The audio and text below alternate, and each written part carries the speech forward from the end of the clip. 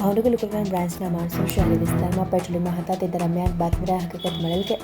શહેરના સહકારી હાટ પાસે આવેલ સીતારામ શાકભાજીની બાજુની ગલીમાં અમુક શખ્સો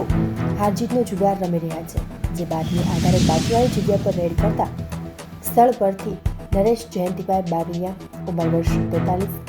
ભરત અમરશીભાઈ ઉંમર વર્ષ 36, માર્લેશ ઉર્ફે લાલુ રવજીભાઈ મકવાણા ઉંમર વર્ષ 40, ચિરાગ ભરતભાઈ પરમાર ઉંમર વર્ષ 23, રમેશ ચિમનભાઈ રાઠોડ ઉંમર વર્ષ 46, ભરત સરદારભાઈ ચૌહાણ ઉંમર વર્ષ 36, પ્રવીણ ઢગલાજીભાઈ રાઠોડ ઉંમર વર્ષ 33 તેમજ દિલીપ કાંતિભાઈ ઉંમર વર્ષ 31 નામના 8 શખ્સોને રોકડ રૂપિયા 11,360 સાથે ઝડપી લઈ વધુ કાર્યવાહી હાથ ધરી હતી.